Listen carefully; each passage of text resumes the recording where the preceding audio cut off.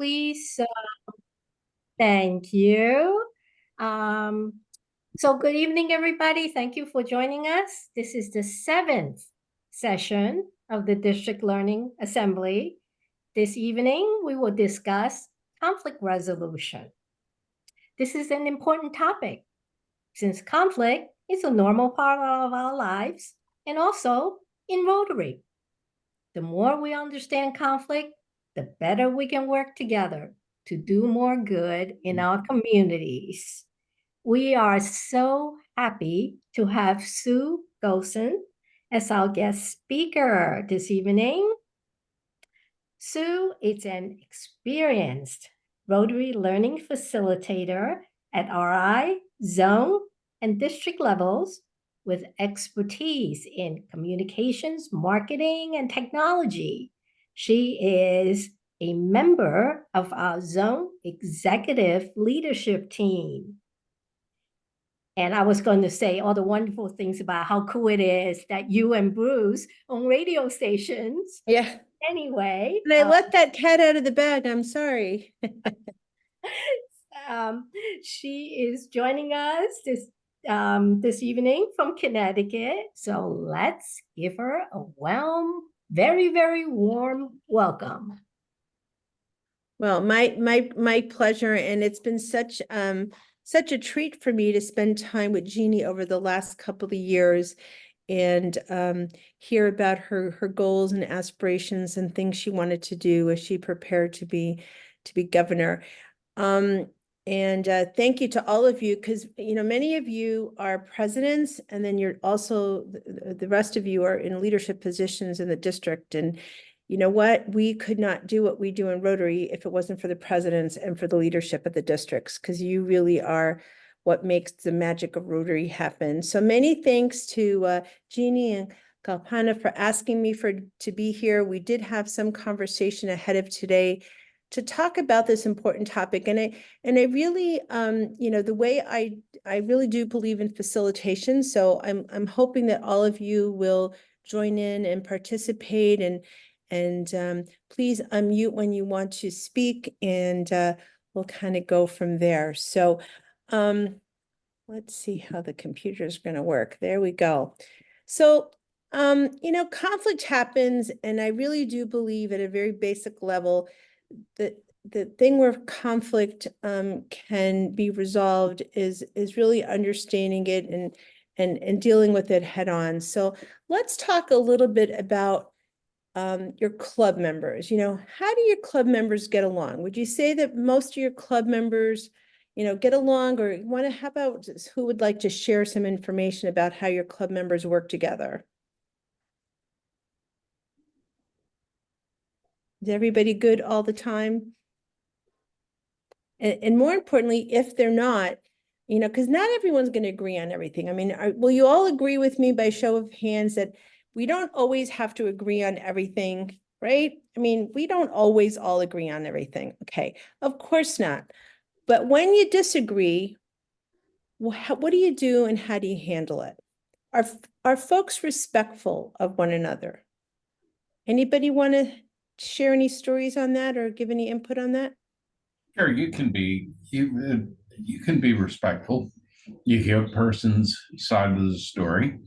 As the president, you let other people voice their opinions, and somewhere along the line, there seems to be a common thread there. What you have to do is do more listening than talking and find that common thread. Absolutely, very good answer. Anybody else? Any other comments? So again, we're not always going to agree, but how we handle a disagreement, or let's not even call it a disagreement because that sounds strong to me, but a difference of opinion, how we handle a difference of opinion is really important, because again, it comes back to being respectful of one another. So how do you think? Let me interrupt you for 1 second. Do you want us, maybe Kalpana, to monitor the chat for you, or do you want to do that on your own? I think if you want to monitor the chat, that would be fine. And if you just raise your hand, then I'll know that you have something to ask me. Okay. We do have a chat. Kalpana? Yeah. So we have someone on chat, Sue. Mhm. Courtney Dover from East Orange has just commented to your question earlier to say you need to agree to disagree. Absolutely. And that is again a great point. We are not always going to agree on every single thing, but being respectful and agreeing to disagree, but be respectful of one another is really the key to not having something escalate and blow up more than it needs to. So how do we define conflict? How would you define conflict? Anybody like to tackle that one?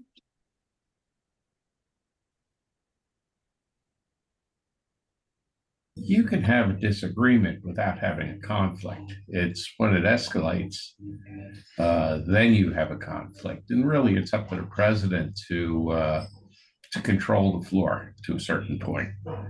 And the topics that are being discussed might form a conflict. Yeah, and I think it's not only up to the president, and thank you for wanting to own that, but I think it's up to all of us as Rotarians.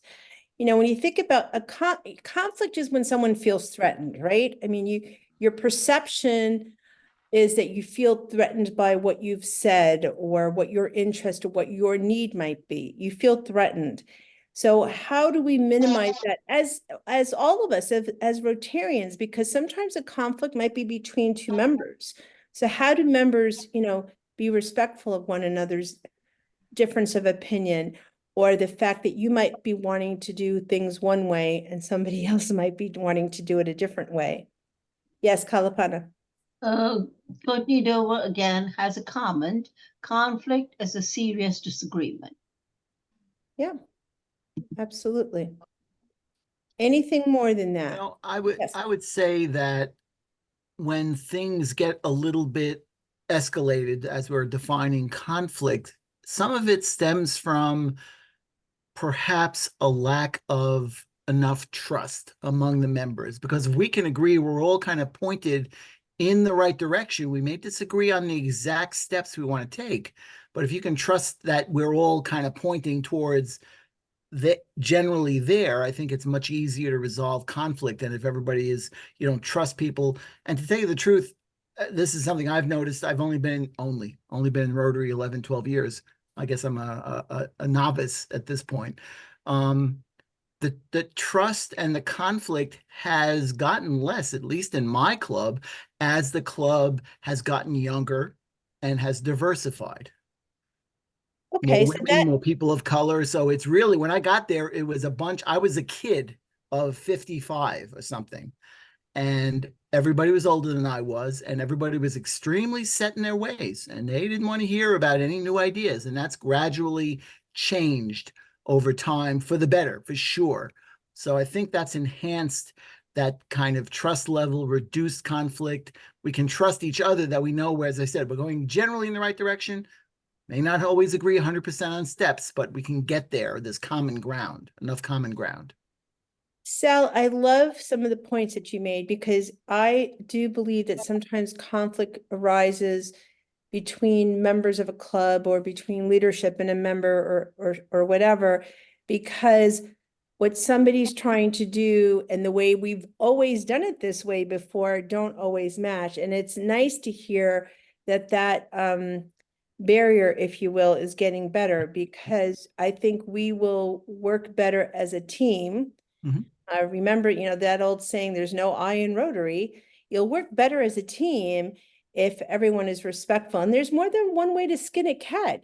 Just because we've always done it this way before doesn't mean doing it a different way is wrong. It's just different. And new ideas, I think, at least again in my club, new ideas are not considered as threatening as they used to be.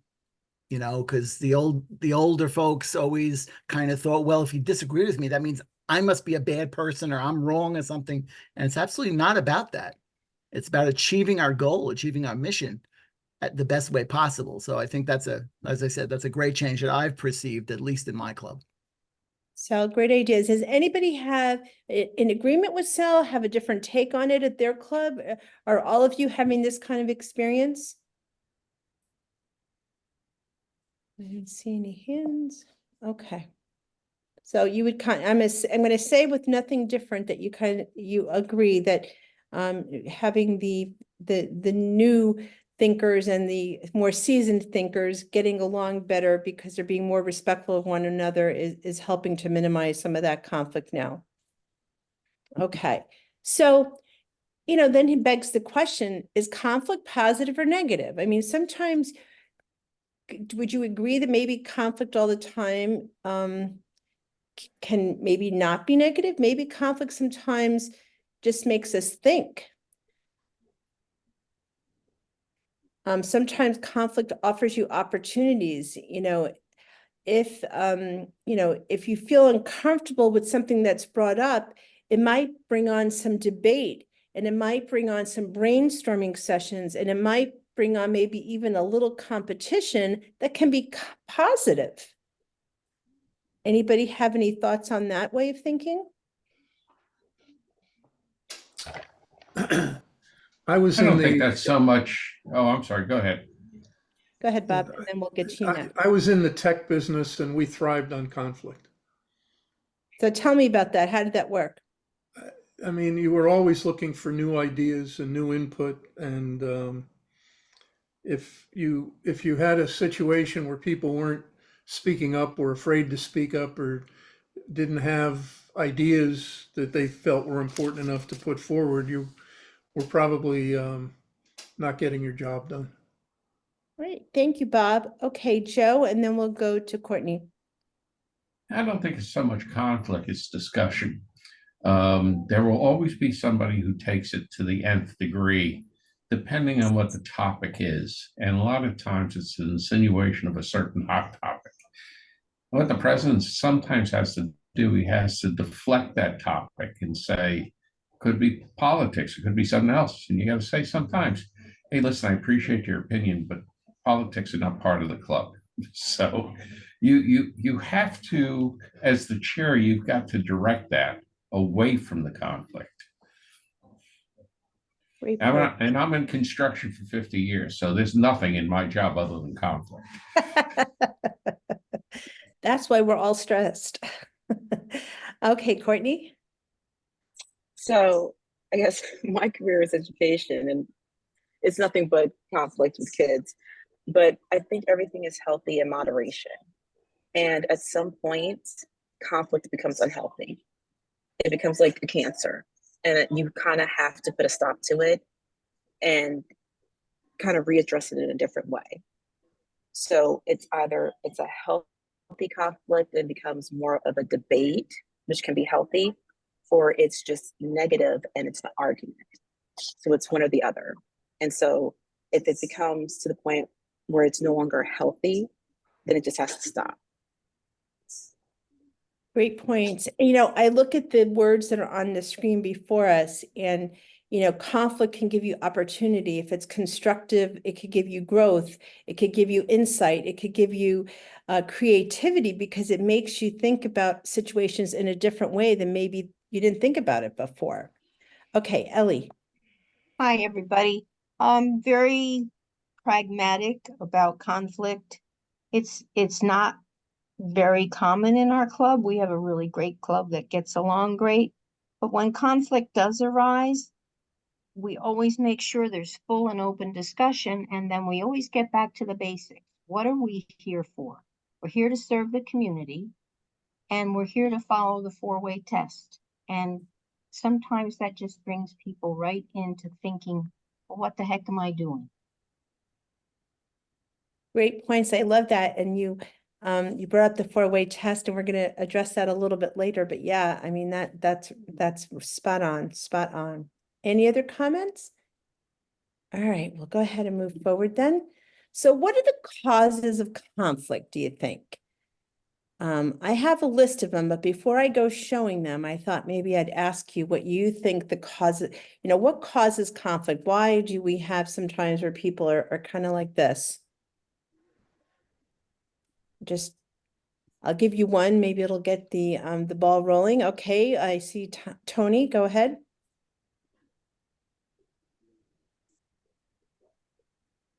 Tony, you're muted. Difference of opinion. Yep, difference of opinion, absolutely. Poor communication and misunderstandings. I kind of consider that to be one of the same. Any others that pop into anybody's head? Yes, I think Passionate belief. yeah, and I think people feel insecure, and that raises conflict. Okay, great. So I think obviously personality problems, you know, people don't get along already. It's just they're just waiting for something to pop up. Right. And we're touching on a lot of the ones I just put on the you know, screen. I think sometimes when we don't communicate well, when we don't have clear expectations, when you don't know exactly what members might be wanting to get out of a certain project or task that you're doing at a club, that could you know, influence it. You know, people think like, oh, you're being unfair to them, you know, whatever they say never matters. You know, everyone wants to feel included. Everyone wants to feel like they're a part of the decision making. So, and then you have people who are kind of bullies and harass a little bit and can be manipulative. And those are probably the harder ones. But again, I think if you have open and clear communication and expectations are on the table for everybody, I think all of those are overcomable. Tony, do you have another comment, or is your hand just still up? No, I did have another comment, and Please. the other thing is we have different objectives. My Yeah, but are objective they is to clear do this. yeah, and are they clear to everybody? I would follow up with that to you. Sure.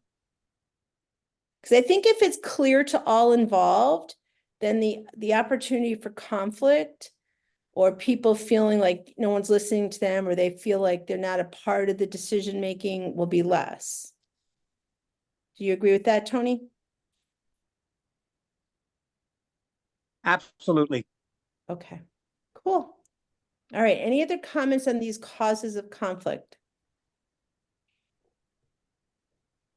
So there are a lot of different types of conflict as well. And I'm just going to brush through these a bit. And the four major types that they say that are out there are task conflict. And this is people who have differences in viewpoints and ideas and you know, difference of opinions between people or groups. So this might, you know, come into play at perhaps your club. Relationship conflict involves some tension and animosity. Maybe two people in the community who are in your club, they, you know, for whatever reason, have some history that may not be great, and you're trying to get them not to bring it to the meeting, but sometimes it flows in there. That could be another type of conflict that comes in. Process conflict would be how people feel like the tasks and how you're trying to accomplish them, how to get there might be different. And again, this goes back to a comment made earlier. If you're trying to get to point A, there might be two different ways to get there. No one should feel, as long as the goal is achieved, just because you might do it in two different ways, it's okay. But sometimes those of us who think like, oh, we've always done it that way before, excuse me, that just slipped. People who have that mentality of, oh, we've always done it this way before, they have a hard time seeing how someone might use a different method to accomplish tasks. And sometimes there's just inner conflict that a person has. So I see something in the chat. Is there another new comment?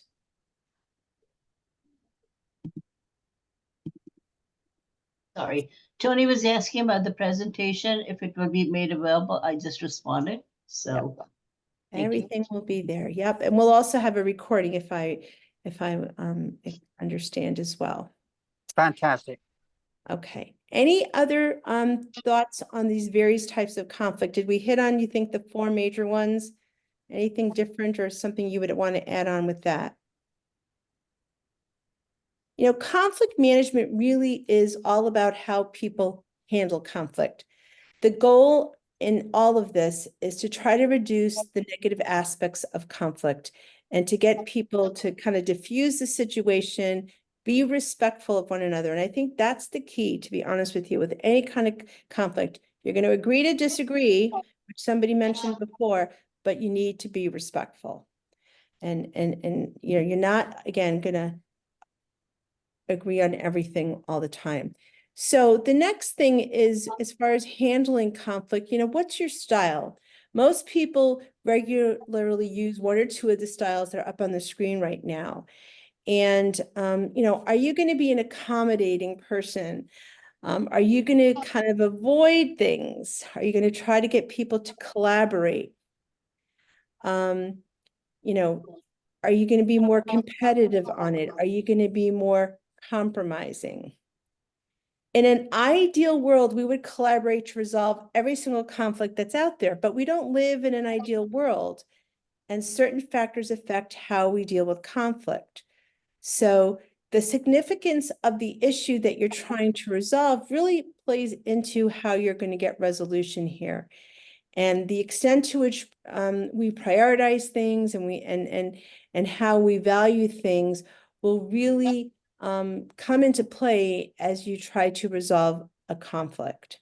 So it's really important to kind of know your style, and you listen to somebody who has a conflict or has a opinion on something, or where there might be conflict, and then you take a step back, you listen, and you try to diffuse the situation. And whether you're trying to be accommodating or collaborating, I don't think people who necessarily avoid it, that some people simply can't deal with conflict, so they avoid it.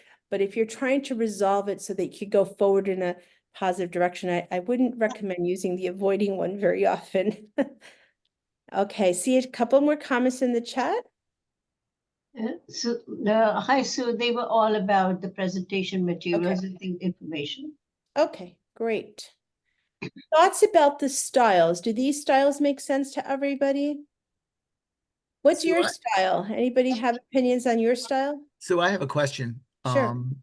Would you say that, because one of the things that's lacking, at least in my opinion, in terms of conflict and the conflicts I've seen, a lot of times the people involved are not able to see it from anybody else's point of view. That idea of empathy, that idea of being able to put yourself in somebody else's shoes just for a moment, changes perspective and potentially can diffuse or at least illuminate where some of the conflicts are coming from. And I think we're kind of lacking in that ability, at least in my observation lately. Yeah, so unfortunately, sometimes you're going to find people, for lack of a better word, who might be a bit stubborn, and this is how I've always done it. This is how I want it done, and by God, that's how we should do it. Yep. I think when again, you go back to the whole philosophy of Rotary and people working together in a team environment and doing better for our community and better for our world. It's not just about them. We have a membership of 20 or 30 people, or whatever your club size might be, and we're trying to be a club for everybody. We're trying to be a district for everyone. And yes, we're not going to always agree, but we need to find some kind of common ground. And I think it's important for people to understand that, again, the end goals, I think everyone, for the most part, end goals are pretty in sync. There's not conflict about getting to the goal. It's how you get there. Yep. And people have different styles. And so no one style is different. I could go back to my days as running the radio stations. When I first started in my career, I could honestly say, fessing up, I was a bit of a control freak. And it had to be Sue's way, and the way I did things was critical. But I grew as a person, and I grew as a manager and an owner ultimately, because I finally realized that we could do things in different ways to get to the same goal that we all had. And I empowered people to do that. So I think empowering people to come to consensus and collaboration, I think, is important. It's not on just you as the president or you as the governor to resolve all of these things. You want to facilitate that conversation, but hopefully through facilitation and conversation and collaboration, what's going to happen is that the answers or the silliness of the conflict that's going on will become apparent, and then people will want to move forward to fix it. Make sense?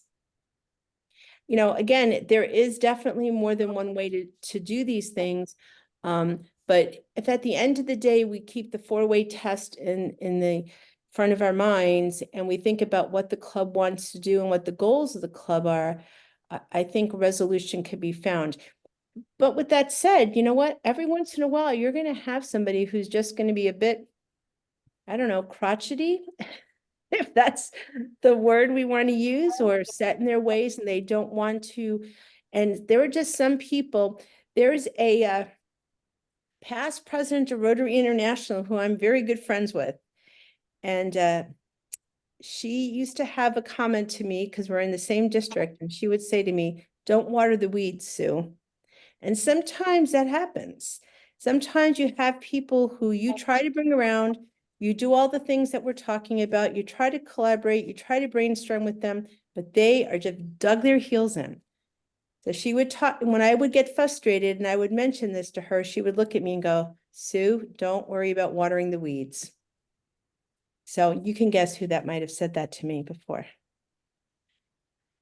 Okay, so what types of behavior and skills do you think are beneficial in resolving conflict? Would anybody agree with the ones listed here? I mean, we want to stay calm. We don't want to feed into the controversy and get everybody all upset. We ourselves want to manage our emotions, because if somebody is upset about something, if we get upset back with them, it's probably not going to help.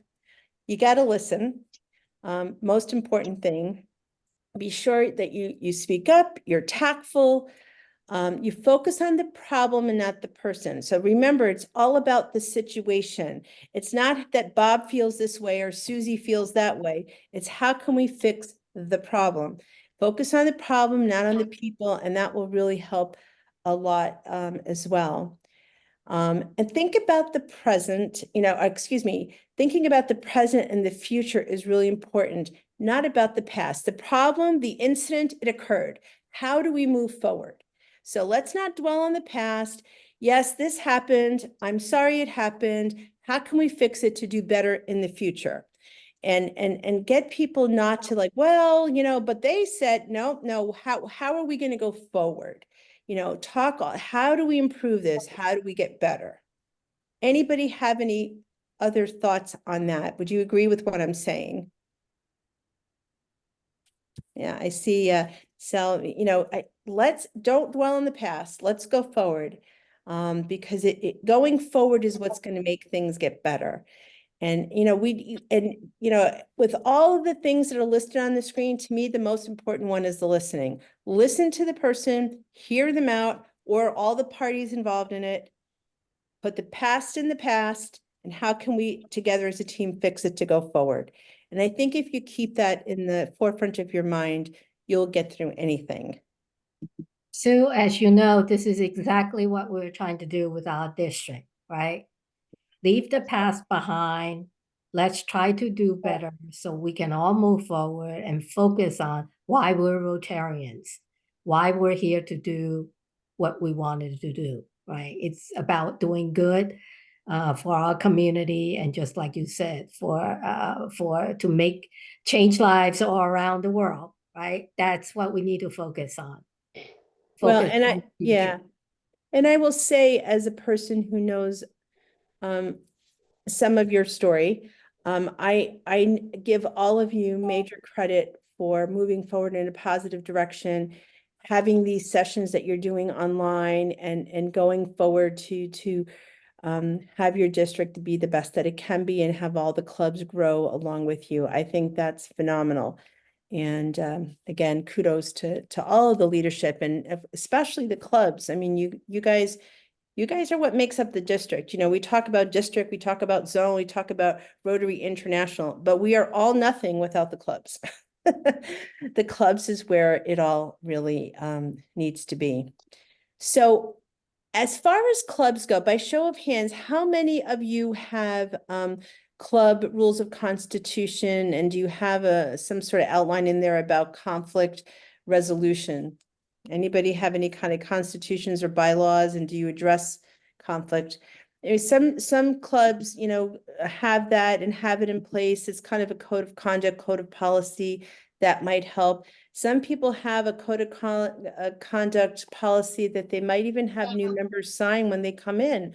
So they know kind of like the philosophy of the team, and that you're you're looking to work together, and yes, there might be difference of opinions, but we're respectful of one another. And that kind of seems silly to have people sign that. But if people kind of know the rules coming in, maybe that might help. I actually have a question for Barry. Do we have the Rotary International Code of Conduct on our website? If we don't, we need to get it to you so you can put that up. Yeah, great idea. So, and the other thing is you might encourage your board of directors at your clubs as well as in the district to make sure that they feel trained enough to be able to deal with conflict management and so on. There are, and I'm going to give you a list of them, but there are a ton of great courses on conflict resolution. Obviously, they can also watch this video, but there are courses that are very detailed and very specific on various topics of conflict, and taking those for your boards of directors at the district level and at your club level might be really great.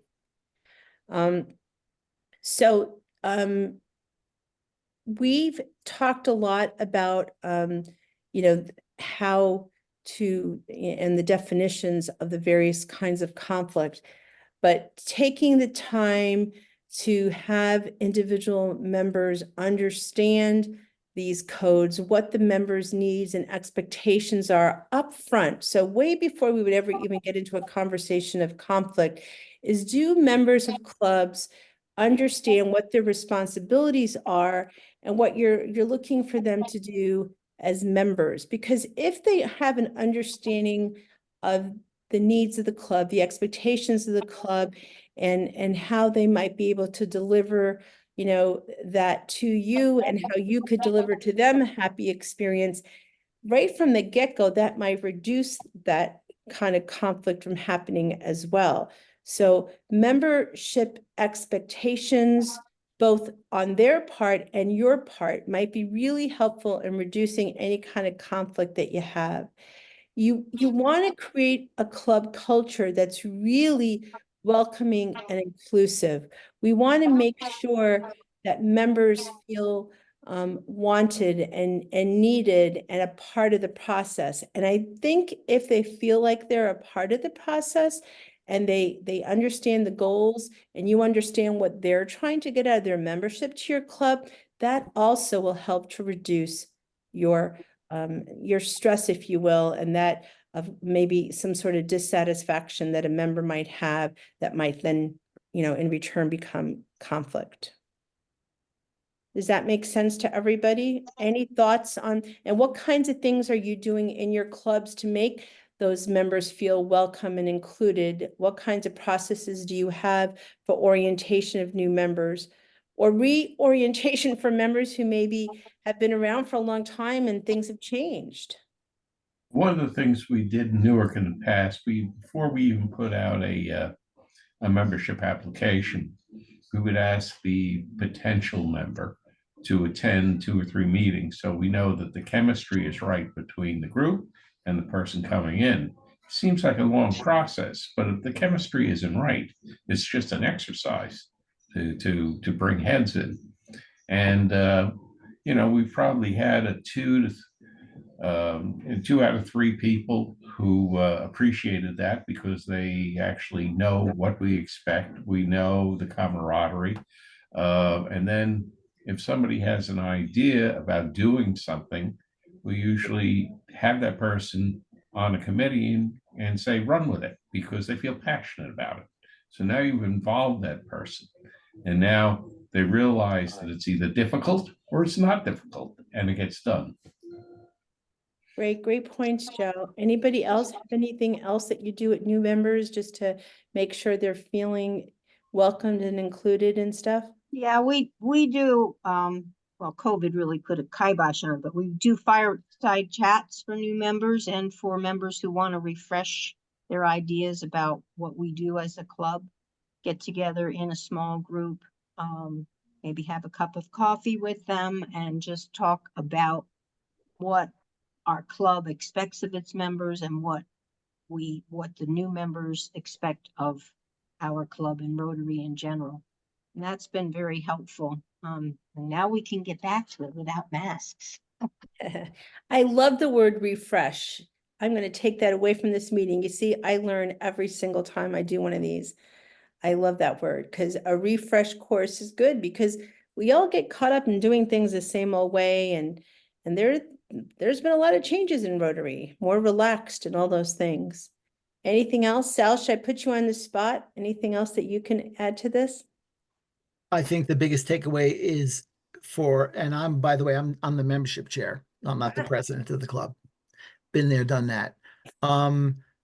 Is talking about our goal, among other things, is to achieve a respectful, inclusive environment. And I think that's important to kind of talk to prospective members. And we do, I think it was Joe who was talking about, making sure they come to a couple of meetings, see if the fit is right. I think that's right. But also just talking the talk about, that idea of a respectful, inclusive, safe environment, I think, is important. And we don't, certainly my club doesn't spend enough time talking about that. So I think that's a good add to our process to bring people along towards membership. Great, thank you. Great points. Anybody have anything else to add? I just went to my page 2 of my screen so I could see other people. I don't think I met Marlene before. Hi, Marlene. Okay. So the final point I just want to make about conflict is it pertains to the clubs and we talk a lot about making sure that they're welcome, making sure they're included in the process. We have this habit in Rotary sometimes, if you're losing a member, you do an exit interview, but instead of doing an exit interview, do a welcome interview when they're coming in so you know what they're trying to get out of the club too. I think that would help a lot with reducing any conflict or maybe misconceptions of what the club's about or what the expectations are. Because if they miss what the club's about and they miss what expectations are, that will cause dissatisfaction, which then can actually cause the conflict that we're talking about.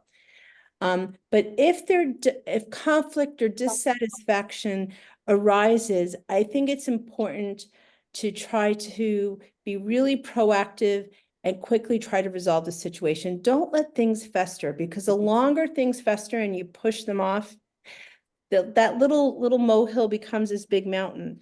And so let's not do that. Let's try really hard to kind of nip it in the bud, whatever might come up.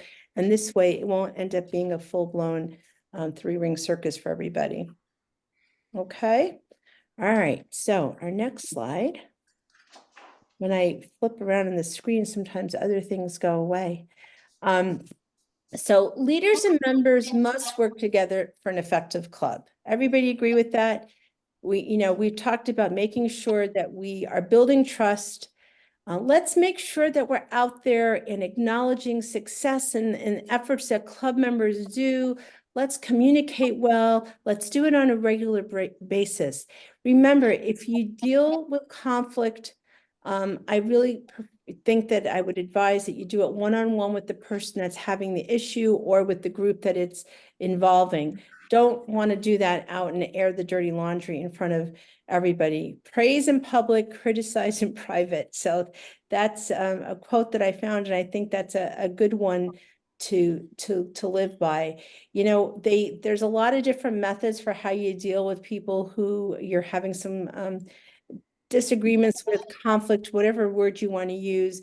But complimenting people, criticizing again in private, communicating for the people who are having a conflict or an issue, let's try to separate them to the side so that we can work with them to have resolution, so that we can have collaboration within the club or within the district, however, wherever the problem is arising, as quickly as possible. But neutralizing the situation as quickly as you can, I think, is really, really critical as we go through this. Hi, Sue. There is a comment on chat from Tony. Respectfully is the keyword. Yeah, respectfully. I love that word. And in this 3 C's, it says calm down, communicate, choose a solution. And I think that really, if you do that and you do it all in a respectful way, I think you can overcome things very easily at your club or at your district. So is anybody have any kind of conflict or anything that has come up within your club that you want to share? And maybe here you have a bunch of people who obviously they came today because this is a topic they feel that's important. Anything that we can help you brainstorm or anything you want to share, or maybe you've had a conflict and you want to share with us how you dealt with it.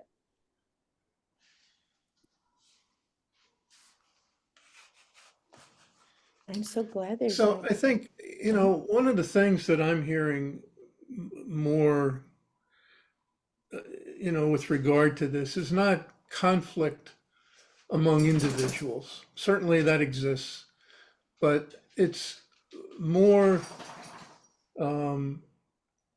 between the old guard and the new members, the old way of doing things and the new way of doing things, not always matching. And when you look at some of the goals of Rotary to get more younger people, not young people necessarily, but younger people involved, diversity and all of those type of things, I think a lot of times that's in conflict with what some of the clubs consider to be, you know, their way of doing things. And I think that that's an issue that we have to deal with. You know, one of the problems with the comment before, and I understand it, but you know, having the prerequisite that somebody fits in, it depends on what you mean by fitting in. If their goal is service above self, that's great. If their goal is to think exactly like you do and like, you know, your buddies around the table that you're having dinner with every week do, then that creates a problem. And I think that is one of the things that stands in the way of a lot of clubs moving forward. And it's one of the reasons we see, you know, membership decline in certain areas.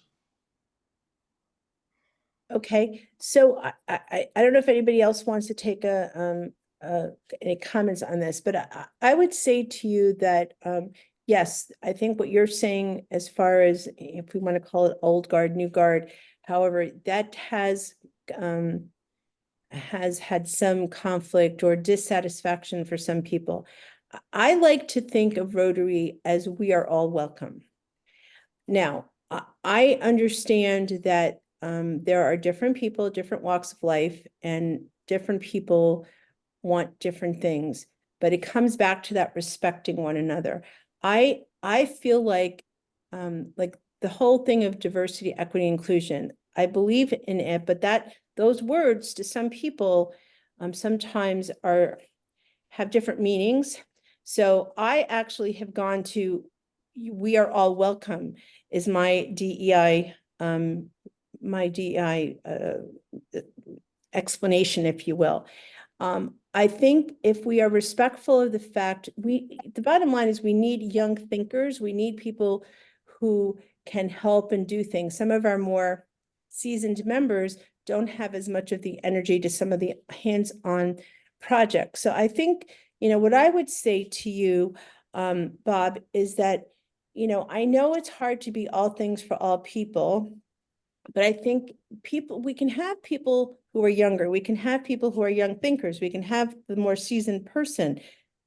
The issue, though, where I think it's important where we could try to get collaboration to happen is that people need to be respectful of different people bring different things to the table. And, you know, we need all of them, quite honestly. You know, not everybody could be outside helping to do a big cleanup at a park. Not everybody can write a check. But every member brings something else to the table. And I think we just need to be respectful of that, understand that, and be okay with that. We can't expect everyone to do everything. But what does bother me sometimes is, and I've given this example before, and it's because it stuck out in my head. I was one of the first women who joined Rotary back in my town many years ago. And I remember walking into the meeting and I went to sit down at a table and I was very promptly told by somebody, no, I'm sorry, you know, Sal sits there all the time. You can't sit there. Sorry to pick on you, Sal. But I don't think that's healthy either. And I think sometimes, you know, the old guard, new guard, however you want to call it, I think we need to be respectful of the fact that it's okay to mix up the tables, and it's okay to do a project that maybe you might not be into, but other people are. It's just going to make your club more richer and well-rounded if you're doing lots of different things that different people can be a part of. I'm going to pause there for a second. I see Tony has his hand up.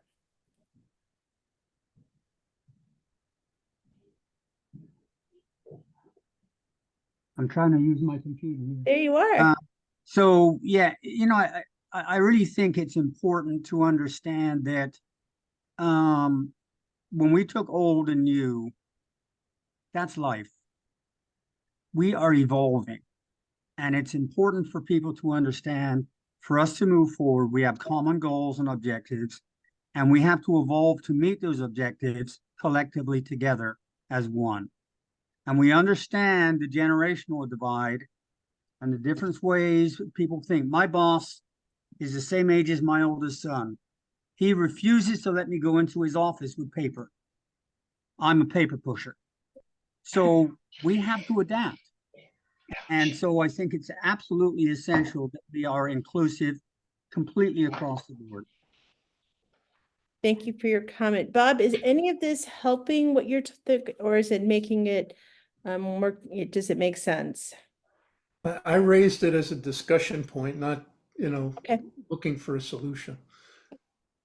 No, but they're great points. And I think at the end of the day, for all of our members, young, old, female, male, black, white, however we want to, you know, go through the whole thing, I think as long as we're offering our members a good value proposition and we're making them feel welcome in our clubs, included in our clubs, valued in our clubs, then we're going to be okay. What I would hope would happen over time is that everybody would just understand and respect each other's ability to do what they want to in the club, because we need all of them. We need all the different types of members because everybody else brings something different to the table. And I think some of the conflict that you might have in that area might be less if we're respectful of that. Yes, Sal. It just occurred to me that maybe we should take chronology totally out of this, because I've known 90-year-olds that were the most progressive thinkers I've ever met, and 20-year-olds who could not get out of their own way and could not think anything different than what they currently thought and had no growth potential at all. So it probably doesn't really have anything to do with age at all. Right. It goes back to that young thinkers mentality versus age. Yep. You know, look, we don't want to throw the baby out with the bathwater if it's good. But if the baby's temperature needs to be changed a little bit, or they need different whatever, let's be okay with that too. You know, it's funny because every club has it. We have rhinos, Rotary in name only. They pay their dues. You never see them. You never hear them. They're probably about a third of the club and never volunteer for anything. They don't even attend the meeting, even though the meetings since COVID are few and far between. So, and they're virtual and whatever. Now, you know, I've had this discussion before with some people. I said, you know, I don't think there's any business in the world where you don't sit in front of your computer, which means you could Zoom in at lunch.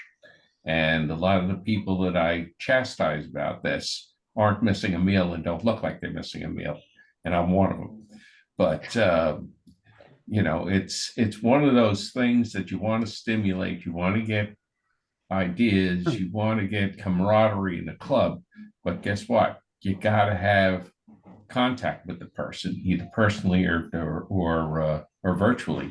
But it's very hard to build that camaraderie if the person doesn't want to participate. You know, some people just pay their dues just because they want it on the resume. So one thing we say in our club is just because you're long in the tooth does not make you a dinosaur. And we have Our average age is very high in our club, but everybody is energetic, interested, participates in everything. As we run a sandwich stand at the New Jersey State Fair every summer, and it's all hands on deck, and they are all there. So when people come to our club, they have to understand that that's part of what we expect of them. And to your point is, yes, they should come to a meeting or two, because maybe they don't like all those long in the tooth non-dinosaur people. So it's I really do appreciate that. People should take a look, see what you do. Great, thank you so much. Any other thoughts or any other questions we should throw out there for the group to address? Bob, I hope that gave you some insight in how some people were thinking. Yes, anybody? Did I hear a voice? Yeah, I would like to ask, so this question out to everyone here. So who is responsible for resolving conflicts in the club? Anyone? The club, the Everybody. members. The individuals involved in the conflict under the leadership of the president. Does everyone agree? Because I think this is a very important point. Well said, Barry. No one outside of the club is going to help you. We can guide you. We can provide resources. The AGs could help and support, but the club members who are involved in the conflict, with the help of the club president, the club itself is responsible for resolving the conflict. Wanted to make sure that everyone understand. No one from the district is going to come in and judge who's right and who's wrong and determine if you have different ways that you want to run your business. No one from outside of your club is going to come in and decide that for the club. It is really the club's responsibility to address and resolve the conflicts. I hope everybody agree with that. I totally agree. It's a club's responsibility, but 2 years I've served as a president at Somerville Bridgewater Club. I actually had, in a way, it's a mentor, John Wilczynski. He was really, I used to call him Google of our Rotary. So I used him as a mediator. So it's really, he was more like a mentor to me, but he was also very hands-on. If there were any disagreement among members, he jumped in and a very calm demeanor, he resolved any conflict he had. Obviously, he moved out of the club because he moved from New Jersey to Delaware, I believe. So that's really another way. If the president has a mature individual, that person may be on the board, or that person may be in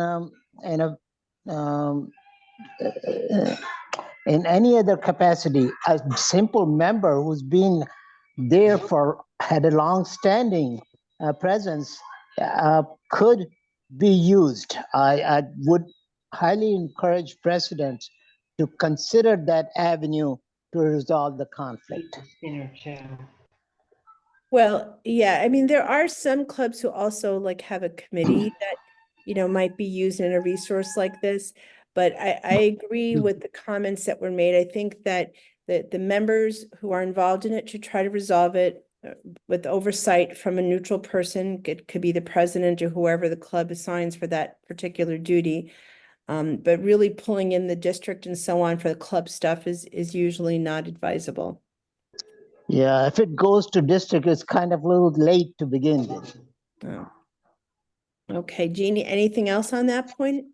Well, second part of the question is that what if the conflict involves harassment or inappropriate behavior?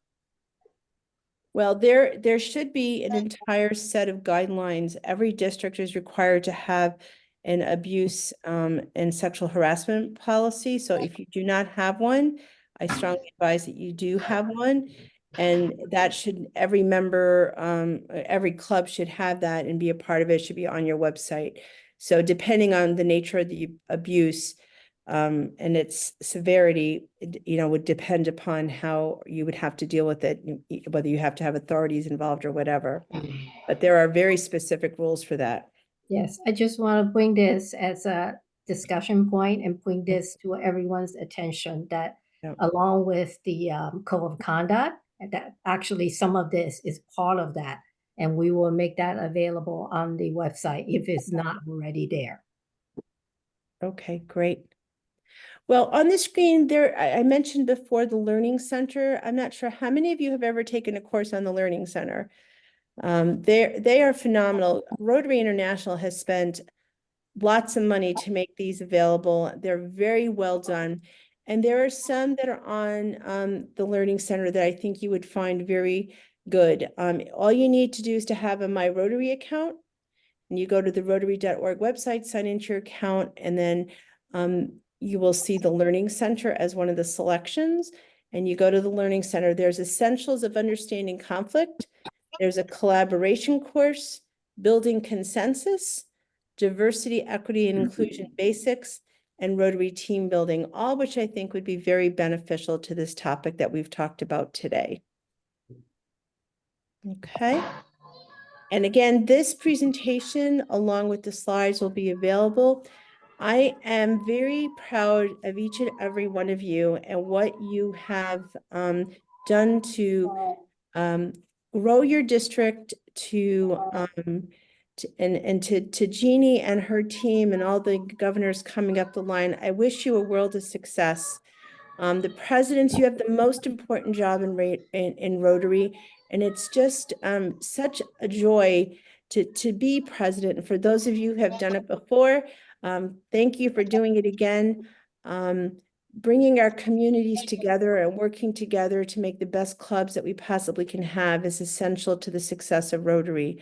So I wish you guys a great 24-25 Rotary year, and know that you have friends in Connecticut. If you ever need us to help you out, we're happy to do that for you. And I'm not sure if I'll get to see any of you in Singapore, but if not, hopefully I'll see you someplace in the Northeast real soon. And for the upcoming governors, I'll see you in Toronto for sure. Thank you so much for having me. Well, Thank thank you. you so much, Sue. you. I also want to let everybody know that this is an important topic. And Kalpana is going to arrange for us to do and discuss this topic again at each one of our regions. We have 6 regions, and we plan on taking this type of discussion to each one of our regions. So our members will have the opportunity to participate actually in person in a conversation like this. So we will think that kind of conversation about this particular topic will be very productive and help our club. So we can focus more of our attention and efforts on doing good in the community. So if there's no more, do we see any more comments? If we don't, thank you so much for joining us. Okay, Thank you. take care, everybody. Bye-bye. Bye, everybody. Bye. Bye. Bye.